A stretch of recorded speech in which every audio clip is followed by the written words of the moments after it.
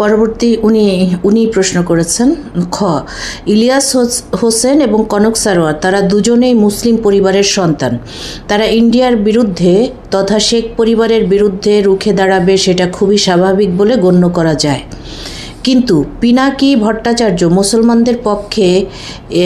মুসলমানদের পক্ষে হিন্দু তথা হাসিনা পিনাকি ভট্টাচার্য মুসলমানদের পক্ষে হিন্দু তথা হাসিনার বিরুদ্ধে যে রুখে দাঁড়িয়েছে এর কোনো ভবিষ্যৎবাণী কি রাসূল সাল্লাল্লাহু আলাইহি সাল্লাম করে গিয়েছিলেন? ও আচ্ছা, উনি হিন্দু হয়ে যে মুসলিম, সেটাই। রাসূলুল্লাহ সাল্লাল্লাহু আলাইহি ওয়াসাল্লামের চাচা আবু তালিব উনি নিজেও তো ইসলাম কবুল করেন নাই। রাসূলুল্লাহ সাল্লাল্লাহু আলাইহি ওয়াসাল্লাম বহু চেষ্টা করেছিলেন, তার দ্বারা বড় খিদমত আল্লাহ নিয়েছেন। রাসূলুল্লাহ সাল্লাল্লাহু আলাইহি ওয়াসাল্লামের জন্য অত বড় প্রোটেকশন আরব জাহানে আর কেউ দেয়নি।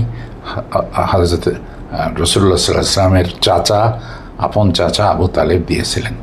আরও কত কাফের মুশরিকেরা ছিল, সব কাফের মুশরিকদের সঙ্গে যদি রাসূলুল্লাহ সাল্লাল্লাহু আলাইহি ওয়াসাল্লামের শত্রুতার সম্পর্ক হতো তাহলে কেউ ইসলাম কবুল করতো না।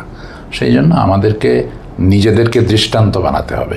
আমরা প্রত্যেকেই একজন দাঈল আল্লাহ হয়ে যাব, মানে আমার চরিত্র দাওয়াত দেবে মানুষকে।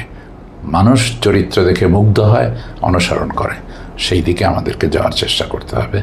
নিজের সব কিছু আপন ভবিষ্যৎটা যদি চিন্তা করি তাহলেও তো আমরা বুঝবো যে আল্লাহ যদি মেহরবানি না করেন তাহলে আমাদেরও বাঁচার কোনো উপায় নেই, মুক্তি নাই,